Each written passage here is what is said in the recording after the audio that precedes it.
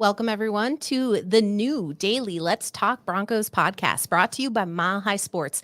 I'm your host, Bree Maestis, joined by Zach Seegers,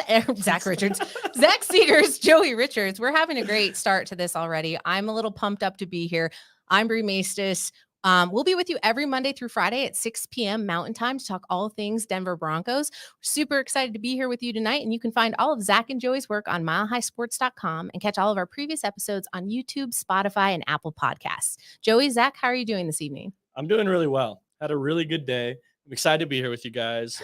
Zach Richards would be the most elite Broncos analyst of all time. That's a good name. It would be that's like a creative player, if we're being honest. but yeah, I had a good day. Zach, how are you doing?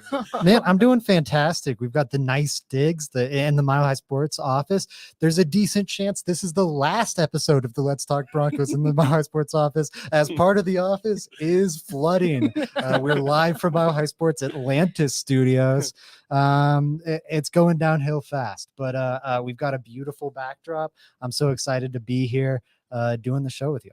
Absolutely. I asked both of them to bring me in pool floaties on their way in. They did not. They didn't want to save me on the life raft. It's very appropriate to reference Titanic here. Yeah. I think there's room on the raft and they're not going to let me on top. So that's fine. This is how we roll this Let's Talk Broncos podcast.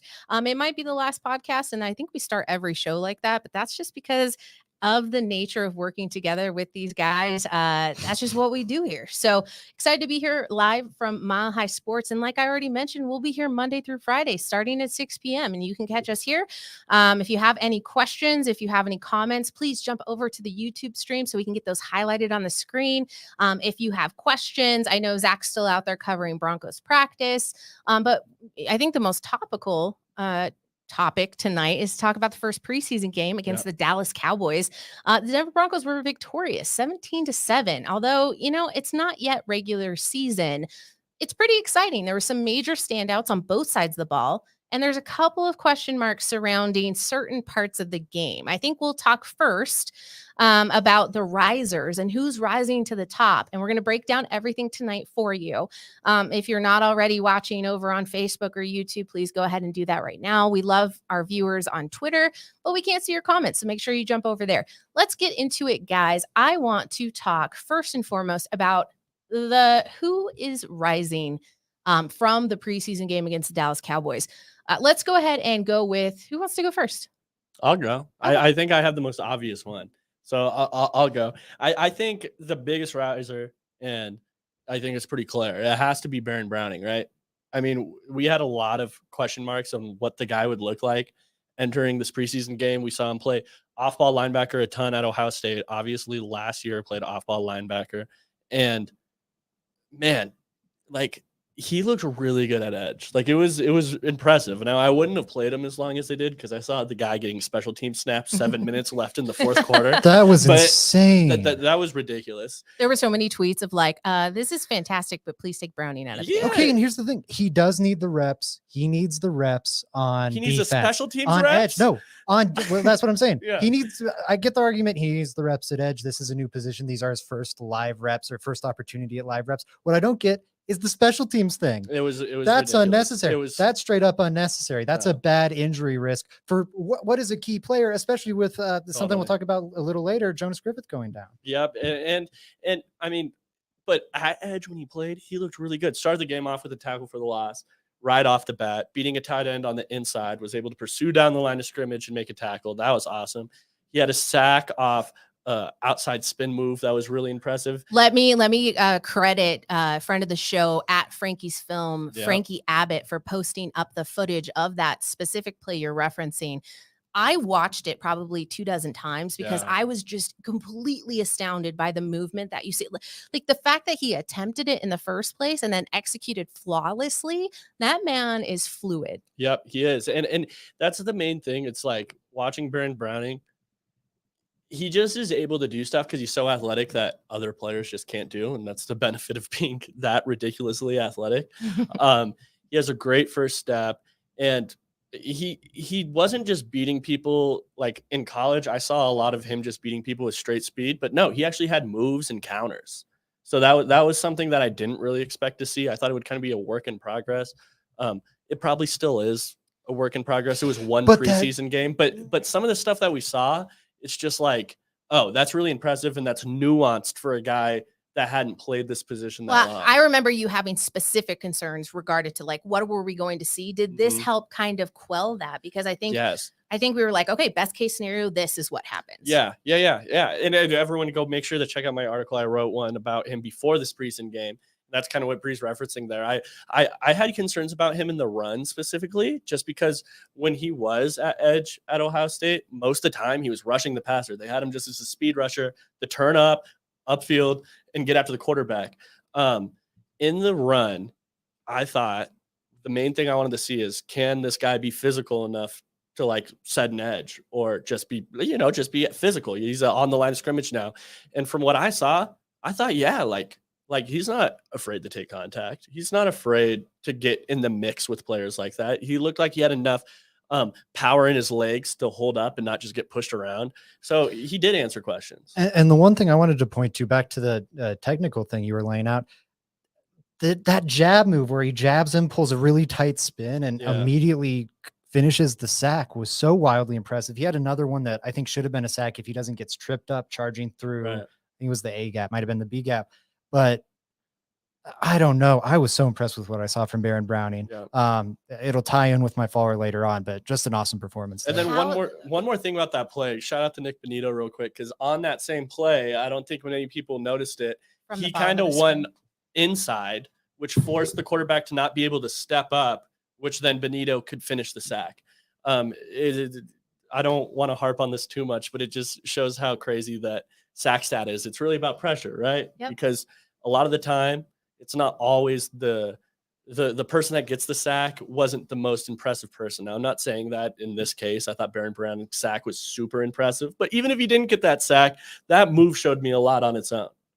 I mean, you got to give a little credit there with the sack dance. I think it needs a little bit of work, but I think it looked really fantastic. It was akin to one Von Miller. I know a lot of people have made this same comparison. I don't want to go to the level of saying that he looks exactly like a younger version of Von Miller, but I think there's similarities there that really brought a whole level of nostalgia back to Broncos country and made that play and plays after that really exciting to watch. And I think that's really important to mention there. We see it, Broncos country. We're excited too. You guys good with Baron Browning as your first riser from the preseason game? I love it. Fantastic. Zach, I'm going to shoot it over to you. Talk to me about your choice here.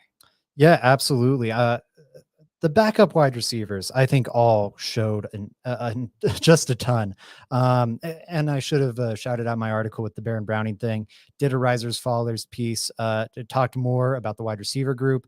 Talked more about the edge group. Wanted to say thank you to Avatar for subbing to the channel. Please, if you're listening to this, like, sub, rate us 5 stars, share, all that stuff just helps us so much. Thank you for the support.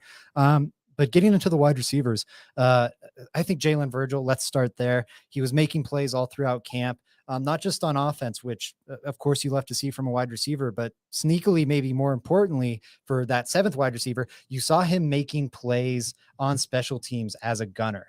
And that was absolutely huge. I didn't know if that, I honestly don't know, because I haven't gone back and watched the punt film yet, if that carried over into the game, but what did was his receiving effort, and I thought that was so valuable. In the second half, the rest of the offense went dormant. It seemed like all they had was the go ball to Jalen Virgil, and it was a really effective punch. 83 yards in a single half on 3 receptions. All of them were around that 25-yard average. Man, it was a really impressive showing from him. Loved seeing what I saw from Jalen Virgil. It's going to be a tough decision, though, because you've got Brandon Johnson, another UDFA, who I think's right there with him. Great Z depth, has good size to him. I think he's a lot more athletic than his pro day testing numbers would lead you to believe. And he's been even better than Jalen Virgil all throughout camp. I think he's been the camp standout on the back end of the roster. Kendall Hinton, of course, maybe he looked so good that you end up moving him because the other depth receivers looked so good, but he was fantastic, made a lot of big acrobatic catches. People loved what Josh Johnson did down the stretch of that first half. It doesn't happen if not for Kendall Hinton making like 3 or 4 diving crazy grabs where he looked like a cat going after a toy. It was, or a laser pointer. It was absolutely insane. shoot, I feel like I'm forgetting one. Montrell Washington had a terrific game as well. I think kind of snuck under the radar because it wasn't as a receiver, but as a returner, you saw him average 21.5 yards. If you look last year, and yeah, it's a small sample size. So let's remove all the sample size from last year. Let's look at guys that returned 1 punt, 2 punts, whatever. You have, I think Josh Reynolds returned 1 punt for 48 yards. You have Brandon Powell, who returned 6 punts at an average of 22.2 yards. And then it'd be Montrell Washington third. 2 punt returns, average of 21.5. Small sample size, but you couldn't ask for anything more. Absolutely phenomenal.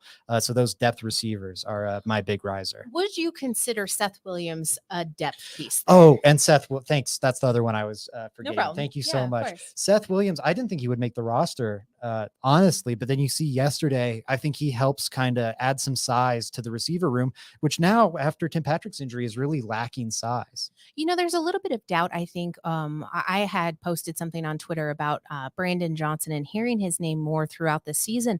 There's a little bit of doubt still within Broncos country, thinking he's going to be a practice squad member without even giving kind of a second thought to it. What do you say to the doubters that maybe aren't seeing what they need out of Johnson? Is it just because they weren't there during practice and training camp and they didn't get to see just how well he was performing there? Does he need more time and reps during the preseason in order to convince Broncos country he's one of the 7? I think he definitely will. I think Virgil might too. I think all those guys might, because when I was hyping up Brandon Johnson on Twitter, I had a lot of people like, this Brandon Johnson, no, man, it's going to be Seth Williams. It's going to be Travis Fulgham. Yeah. It's not going to be Travis Fulgham. This Brandon Johnson guy is legit. I think a large part of the reason, now hindsight being 2020, looking back, I think a large part of the reason he went undrafted is because last year he was playing with Dylan Gabriel. Watch some film on that. It is comedic, frankly, how bad the quarterback play was. Makes, I don't know, man. It makes the CU's quarterbacks look like Heisman candidates. It is bad. And then he goes to his pro day and tests really poorly. I think on the film, I have no athletic concerns about him. Not that he's, athletic freak, but I have no athletic concerns about him. Well, this kind of goes to both of those guys. Jalen Virgil, you're speaking of, Brandon Johnson, who I think the two guys were that stood out maybe the most. I think Kendall Hinton had a really good game, but it's kind of, I don't know. I expected it from Kendall Hinton just because he was played on the Broncos team last year and actually got like playing time. So I expected it from him. Brandon Johnson, obviously an undrafted free agent. People forget about this too. It's not like we said, not everything's on the receiver. He won deep on another play that didn't end up being completed. So as did Jalen Virgil, one deep on another play that didn't get completed. That's the type of stuff that you're kind of looking for from the receivers. It's not always about the production at the end of the day. It's about watching the film and be like, oh, he's playing good. So even though the production was there, the production even could have been better. I thought both of them were really good. It wouldn't shock me at all if both of them made the team. It just wouldn't, because they're both talented and they're both young. They're undrafted free agents. It's kind of crazy. Yeah, I thought a really interesting quote was that Montrell Washington one, speaking about Jalen Virgil and about how fast he is, and being like, oh, I'm fast, but Jalen Virgil's a different fast. I'm even faster. He's even faster than me, which was a crazy thing. That's what got me to go look it up. And I think he ran a 4.3, I think 8 or something like that, which is extremely fast. Yeah. Can we all, though, agree that there were a couple of plays there called for Montrell Washington that maybe didn't get to highlight what he brings to the table as a receiver? And maybe that's a concern for moving towards next weekend against the Bills, that like there were some times where he was just tending to get stuffed. But I don't think it was okay. So like on the end around, I think that's just, if you look at the design of the play, either it was a blown block or you're just banking on that edge collapsing. Yeah. Like he didn't have a chance on it. It was just the D lineman was there waiting for him, where either the D lineman read it right or someone missed a block and it was a blown play in that regard. But I don't blame Washington there. Not at on all. The screen. And I would not to say that you were, I'm just saying that's not a concern to me. And then you see, except for maybe with play design or something where a tight end missing a block. And then I think on the screen pass, if you look at that, maybe it's late, but like even if he catches that ball, the corner's on him in a hurry, and he's not a tackle breaker. That he dropped it. It might have been. It would have been a lot for yards. The other thing is he kind of got hung out to dry with a poorly placed ball, and that's behind him and low. It was behind him and really low. Like it wasn't quite a worm burner, but it was 6 inches away from being a worm burner. Right. Yeah, I'm not that worried about it either. Just because football's the ultimate team sport. You need things to go happen, and a lot of those plays that didn't go how you wanted to were designed plays, which require design plays for Montreal Washington get a touch, and it required other players to do their job in it, and I'm not so certain that those players did. 100%. And to me, it kind of shows something. It's like, hey, it's a preseason game. How many of those other receivers had plays drawn up for them just to get a touch?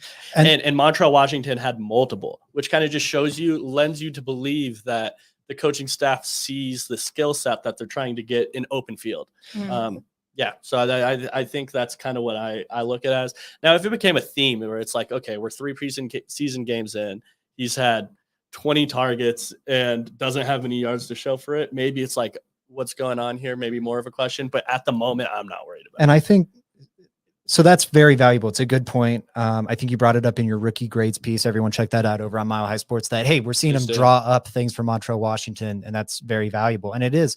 I think what's also very valuable is seeing Brandon Johnson and Jalen Virgil win on those ISO routes where you have Brandon Johnson down the sideline on that double move, just straight up winning. And then you have Jalen Virgil several times on a go route, which is just based on the looks on those plays. It was just beat your man, beat your man downfield. And he did it every time. And I think if you give that like cover one, or I don't know exactly what coverage they were in, but he had no safety help over that top. If you give that one-on-one matchup to Jalen Virgil in the preseason, the Broncos are taking that every single time. You know, what's funny too, is all these receivers we've mentioned, maybe outside of Jalen Virgil, all of them were torching Nahshon Wright from the Cowboys. Man, the Nahshon Wright highlight thing that someone posted was hilarious because it wasn't highlights. It was just a clip of him getting burnt. Yeah. And he's had a good camp from what I hear. And I don't think it's like down for Nahshon Wright or anything like that. But yeah, it was just interesting watching all these receivers go out there and play a really good game against him. Well, I think we can all agree that George Payton has done a tremendous job building that wide receiver room. And although we had the untimely injury to Tim Patrick, that there shouldn't be too many concerns when it comes to Russell Wilson's targets in the upcoming regular season. I did want to move over to the other side of the ball and go with my rising star, friend of the program, PJ Locke, coming in clutch with that interception. He yoinked it. Like, it was incredible the way he read that throw and was able to make a move on that ball. Just it was fluid and it was without mistake. I was really impressed by that. And I wanted to point out that although there were, lacking a little bit of depth in the secondary, at least I thought so, because that can rack up pretty quickly, I think it's safe to say that PJ Locke is stepping in and kind of making a name for himself, exactly as we wanted him to do as we watched him in this offseason. How do you guys feel about PJ Locke's play on Saturday, and what are you looking forward to seeing from him going into next week? PJ Locke had a really good preseason last year as well. I think that's super notable. I remember watching it last year, and it was just like Caden Stearns and PJ Locke, when they were playing together in that second unit, were both so good. So it's not really that crazy of a shock to me that he's playing good this offseason. It isn't. I think that he's a lock to make the team pretty clearly to me. I think he's going to be your fourth safety, probably behind Justin Simmons, Kareem Jackson, and Caden Stearns. And if one goes down, it's not wrong to play 3 safeties. I think that's the Broncos' plan now. It wouldn't shock me to see all 3 safeties out there in certain sets. And if one gets injured, which it's football, physical sport, I don't not trust PJ Locke. Like, I think he would be an okay guy to throw in there. Obviously, friend of the show, PJ Locke, big shout out to him. 100%. And to that point, if if K'Wan Williams goes down, after seeing how Asang Bassi looked, I think you're going to see them go to a 3 safety set nickel. It would make more sense. And I think from my understanding, I think PJ Locke might be one of those next men up at nickel, one of those people we see get a lot of playing time fairly quick. I think, and also I wouldn't be surprised if he's the 3rd safety ahead of Caden, and that's not a disrespect to Caden. I think that's just how much they love PJ Locke and how strong he's looked all throughout training camp. And in that preseason game, though, Caden Stearns was also fantastic. I thought his ability against the run was really impressive. It would be interesting to see how they would configure that. Obviously, Caden Stearns got a lot more of those nickel.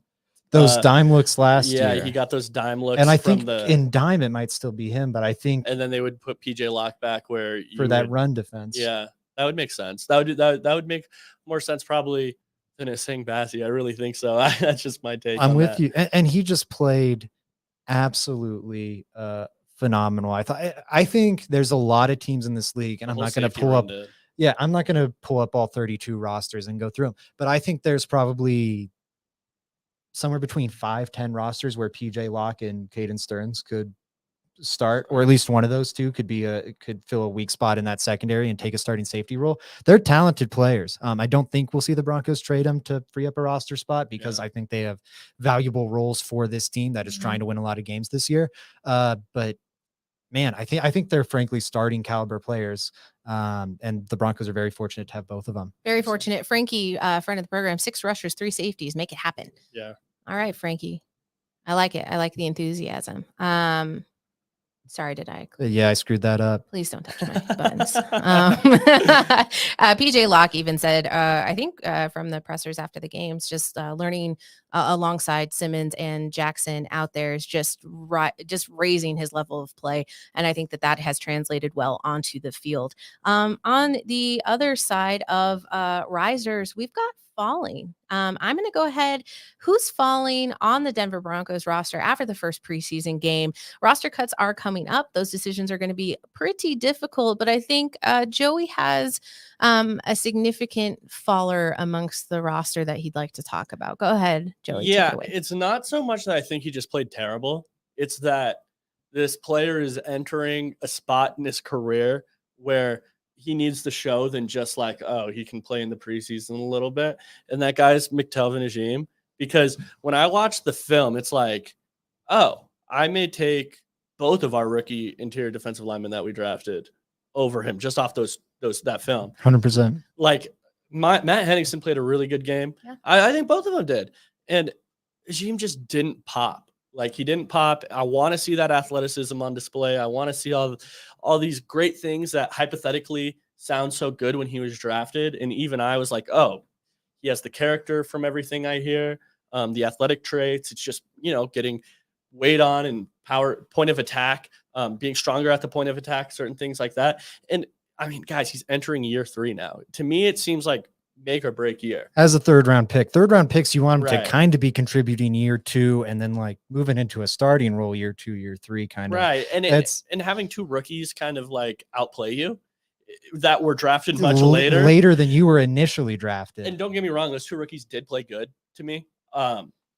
Especially Matt Henningsen. I thought he played really good, but it's just like you have to be outplaying those guys. You have to be getting a pass rush. I need to see you pop. I need to see these certain traits where it's like, oh, you can be a rotational player this year, got valuable player that we can use in passing situations. That's pretty much what I was looking for out of the guy. Is I need you to see you win in these pass rushing, at least. And go back to our LTB shows from 5 weeks ago, and you'll hear all our hype bunny talk about McTelvin Najim. Yeah. And then if you go through the ones, over the last 2-3 weeks or so, there's no McTelvin Najim hype. And the reason why is because he didn't pop at all at camp. And you saw him I think we talked about Uwazurike during one of our training camp shows. I think we were talking about Henningsen during some training camp shows. Definitely talking about Deshaun Williams, a guy that maybe McTelvin Najim back in May, June, I thought maybe there's a chance McTelvin Najim challenges Deshaun Williams for a starting job. I think that's the ideal world the Broncos would like to be in. Right now, if I had to bet money on it, I think I'm betting on McTelvin Najim not making the roster because to your point, those 2 rookies are I would put him ahead of them. You've got the 3 starters, those being the Joneses and Williams. And then Purcell, like that's the thing. Maybe he gets on for Purcell, but I'd take Purcell because with DJ Jones, missing some practices and whatnot, I think you want a veteran run stuffer that you can rely on. Especially when Purcell. you're missing linebackers. Excellent point. Like you need that run stuffer now. Yeah. Like you want to have a guy that's going in there where it's like, oh, we don't have to put as much in the run at linebacker. Listen, that was an issue last season, and it's obviously going to maintain that. If you're not seeing those pop plays and you're cutting those corners, I think you're honestly going to see that exact same nightmare play out this season. Exactly, I agree with you, Brie. So I agree with you. I agree with Zach too. If he doesn't pick it up, we all agree. We all agree. If he doesn't pick it up, he may not make the roster.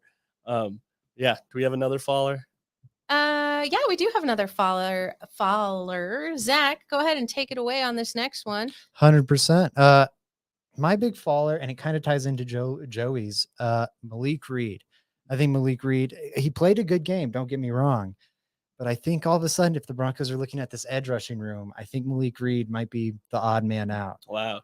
You've got Aaron Patrick and Jonathan Kongbo, who are playing pretty well in camp, played well in the game. Both are valued on special teams, and I think that's very important to Dwayne Stukes. And then you've got Malik Reed, and I think at the very least, he lost that number 3 spot. I think Baron Browning showed you everything you needed to see to go, okay, this is at least an upgrade on Reed. I still have questions about Benito there, but if you can get Jonathan Cooper healthy for these final 2 weeks of the preseason and Cooper looks good, I think even comparable to Reed, he's a lot cheaper than Reed, has a lot more time left on that contract, has, I think, more developmental ceiling, even if his ceiling isn't, crazy high, but he's definitely got more than Reed. I think he's that number 5 edge rusher. And maybe you keep 6, if you do keep 6, Aaron Patrick is 6 because you want him on special teams. I just think Malik Reed, the door opened last night, where really what was valuable to this team that Malik Reed brought was that he was a veteran that had proven himself. So, and especially with Randy Gregory being injured, okay, this is a guy we can rely on in the early weeks. You've got Randy Gregory healthy, and Baron Browning looked awesome against the run and way more advanced against the pass than I think anyone expected. I think that really puts Malik Reed on the hot seat. Yeah. It's interesting to me that you both chose players on the defense. Yeah. That actually Which is yeah. stunning to me. Well, but to be fair, mine is because a different defensive player played very well. That's fair. No, that's fair. It was kind of shocking to me because I'm like, wait a second. Out of everything I was excited to see out of practice and out of training camp and against the Cowboys in the joint practices, was the dominance of the defense, both in the secondary and along that line. I think that they found something very just integral to their chemistry that seems to be playing out. But maybe there's something, and like you said, I think you're both talking to points where someone else is going to beat out that player if they don't end up stepping it up a bit. So, but I will jump over to the other side of the ball, because I think what we saw as my faller is going to be the entirety of the second unit of the offensive line.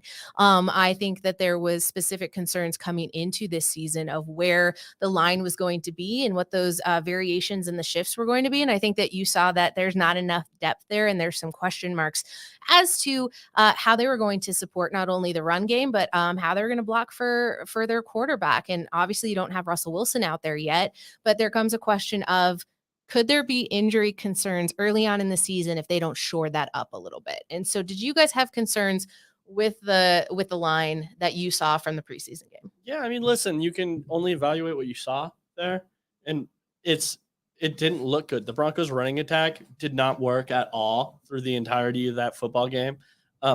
I was excited to kind of see Mike Boone, and I didn't think we had a good opportunity to see Mike Boone and his full skill set.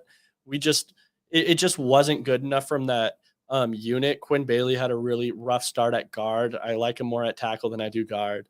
Wattenberg looked like Wattenberg. I didn't really have high expectations for him. Glasgow didn't look that great at all to me, and that's a little disappointing just because he was running and playing against second unit guys. And this is a guy that we signed for however long ago. I think it was 3 years ago.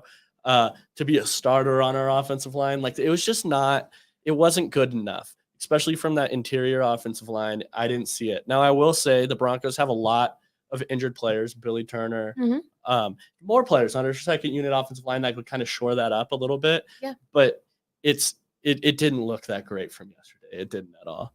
Yeah, I think there were some question marks left. Yeah, and they need Billy Turner. I loved his press conference today. Please, everyone needs to listen to that. I wish I could hype him up a little bit. I wish I could make him my riser, because I just loved it. Like, he dunked on the media guys a little. Actually, that was Randy Gregory. Randy Gregory had a great line where he was like, yeah, I feel so much better now that my shoulders, I got my shoulder procedure. Before I got my procedure, I mean, there were things that, like, out on that field, I couldn't do that. I mean, even you guys could do. And I thought that was delightful. Billy Turner's swagger was just unreal.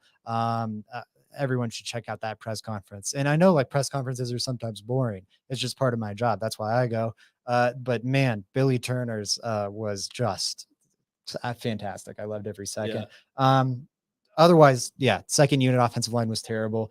I think that was a huge reason why Rippon couldn't get anything done. Yeah. And I also think it was a factor for Josh Johnson. I think Josh Johnson's performance is getting overrated because of the box score and because of some really impressive receiver play. But I think something that hurt his performance throughout was the fact that he was pretty consistently under siege. The Broncos starting unit absolutely has to do a better job of protecting Russ than that second unit did of protecting Josh Johnson and Brett Rippon. Yeah, absolutely. You guys, we covered a lot of the risers and the fallers from this preseason game. Did we have another one?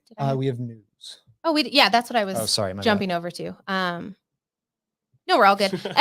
Sorry about that, Bree. That's okay. Still figuring out the kinks. It's all good. It just here I am. So Marcus Boggins wants to talk a little bit about the Schobert signing.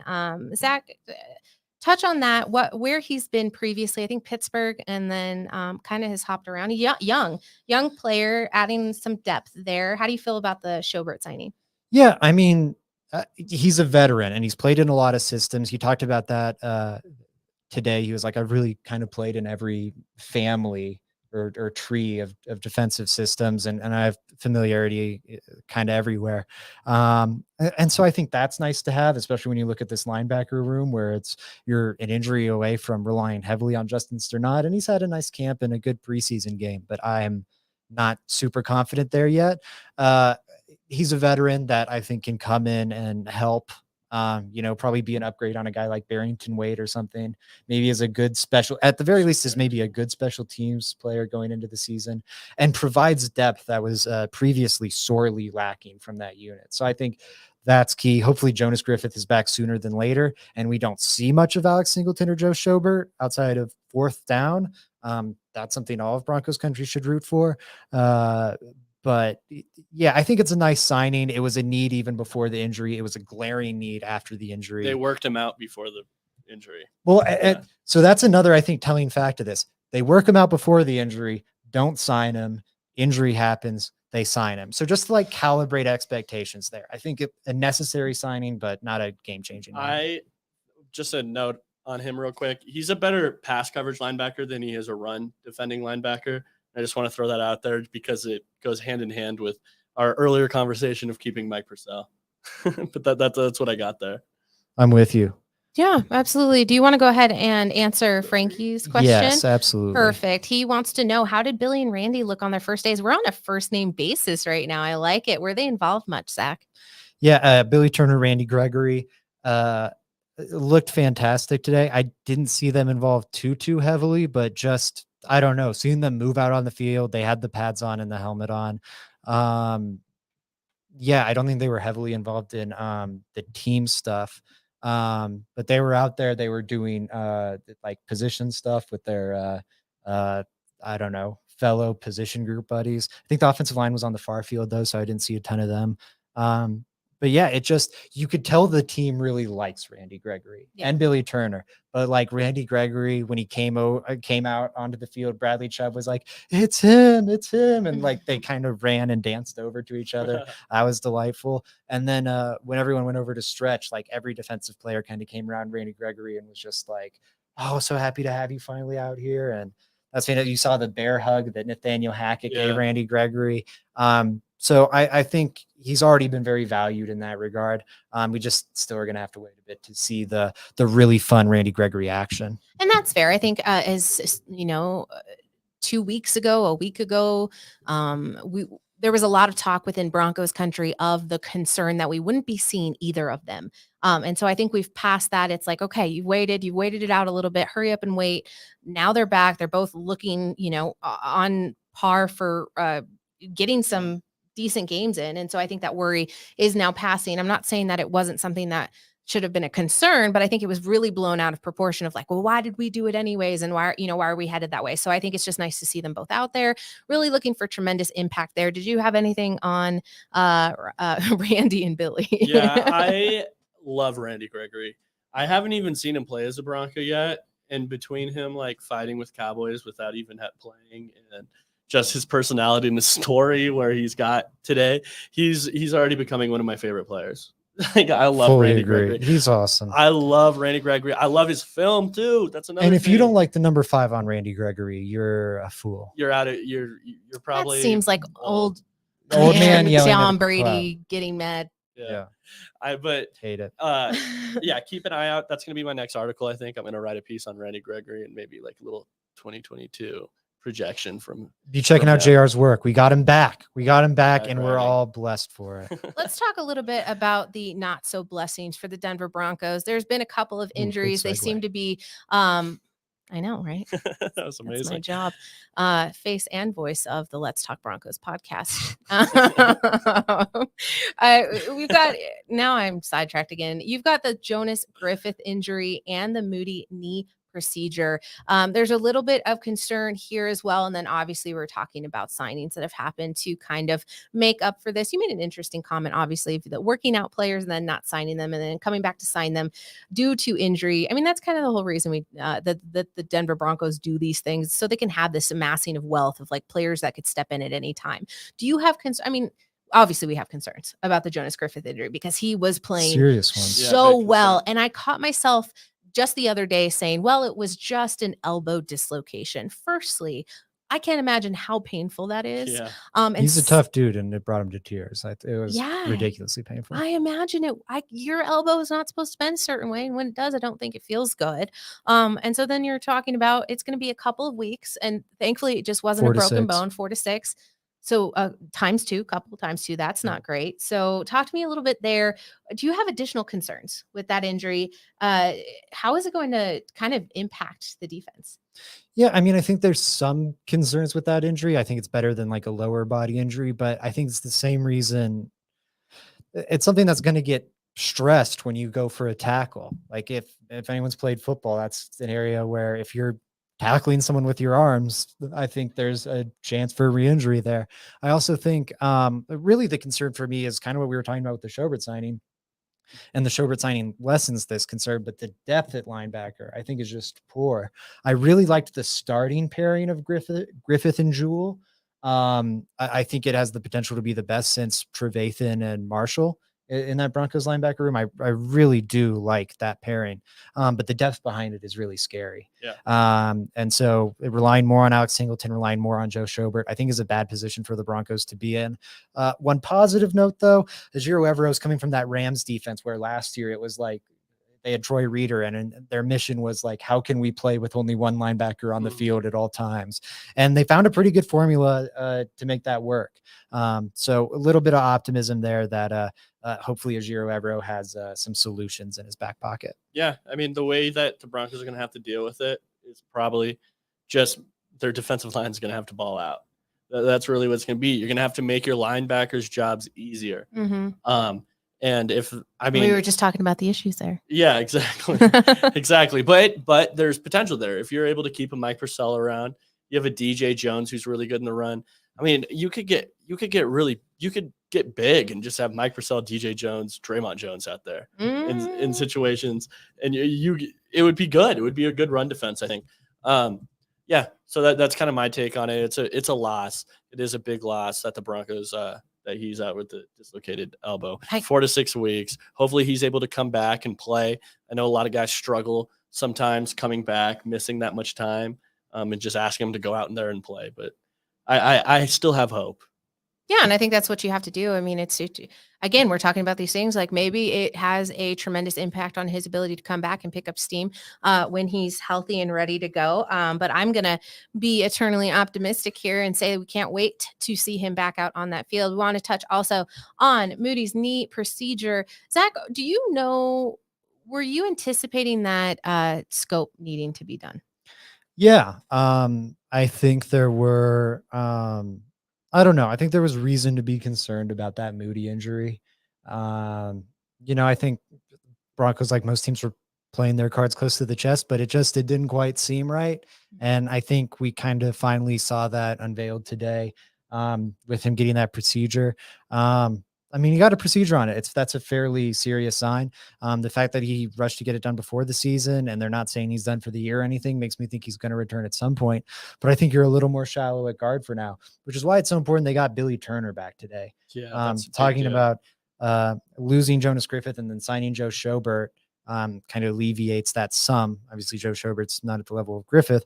But yeah, having that kind of replacement in place there with Turner, adding some depth to that left guard room. You still got Dalton Reisner on the roster. I think that's absolutely huge. Yeah, I wonder if that's part of the reason they were. I mean, I don't think they're rushing Turner back for like preseason practices. No, I was just more thinking putting I'm blanking on his name. Quinn Braden? Bailey at guard. Oh yeah, that's a good call. I wonder if that was kind of because that was I a think you solved the disastrous. case. That was a disastrous experiment. It did. It was very disastrous, especially at the beginning. He kind of picked it up a little bit. PFF has him as one of the best Broncos, but yeah, that's just I don't know. I'm curious to know if that's kind of the reason they played with that. Yeah, no, I think that's a really interesting 2 and 2 you just put together. Like you're solving some things. It's like a special edition of LTB SVU. Yeah. So I really appreciate it. Thank you for tying that all in. Hello, Mundungus over from MHRT 5280. Good to see you. Cal said he saw a bug. Fantastic stuff, Cal. Really appreciate it. Yeah. So if you guys don't have anything to recap left for the last preseason game that just happened, preseason part 1, Dallas Cowboys, we've gone ahead and secured that win here. I just want to say, like, I'm excited to have football back in the Mile High City. I think the preseason was a little long, and then all of a sudden it was here. So I'm sure I'll be regretting that. It's midway. I think the bye week is probably when I'll put my head in the sand. Yeah. Hopefully, literally, that would be fantastic. Wanted to thank everyone who was in the chat tonight for tuning in. Thanks for everyone who streamed it. If you're watching this after the fact, don't miss us on Tuesday, because guess what? We're here Monday through Friday, 6 p.m. This is Let's Talk Broncos for Mile High Sports. Joey, Zach, tell the people where they can find all your stuff. Yes, everyone go follow me at JR Drafts. I've been tweeting a lot more recently about the Broncos. I'm stoked about football season, so that's why. And yeah, go check out my writing. I've released 3 articles recently, so I'm excited to be back writing and stuff like that. Make sure to go read those. Zach, how about you, man? Yeah, milehighsports.com got an article out every single day. Today I wrote about how it's crazy to have like James Conner ranked ahead of Justin Simmons, which I think we could all agree is bonkers. I think some players just like had James Conner as a number 6 fantasy running back, and that's why he made the list. Honestly, that's the only explanation that makes sense to me. Did you see that picture? I'm sorry to go off topic real quick. We'll sign out right after this. Did you see that picture that they tweeted with the ballots laid out, and you could like zoom in and see? Yeah. Okay, all these players that are talking about, oh, stop letting the media vote on All Pro. If you don't get out of here with that was. I mean, we were sitting there looking at like kickers and fallbacks and just like it was Hey, kickers are people too. But it was yeah, that was crazy. To have Justin Simmons as the number 10 safety is insane. But anyways, wrote more in depth on that over at milehighsports.com. Articles every single day, tons of exclusive coverage and everything too, that you can only find there or on my Twitter at Zach_Seegers. And then I'm also doing some radio production work now. Morning Drive with Eric Goodman and Bruce Hartle. Go check that out if you want to. But yeah, my main squeeze is Let's Talk Broncos. Please subscribe and like and all that good stuff at milehighsports.com. I'm really confused why you're not the production on my show. Was that on purpose? Oh, 100%. I've got to deal with you with an hour every day now. That's more than enough. Interesting. Now I see how it works. Go ahead and follow JR Drafts over on Twitter. You can follow me, Bree0322. As I alluded to, I'm on Mondays with the Fan Cave here from Mile High Sports. You can catch me 1 to 2 p.m. and every single day here with Let's Talk Broncos. Again, it's been a joy. We can't wait to talk to you tomorrow. Everybody, let's go Broncos and let's ride. Let's ride. That's right.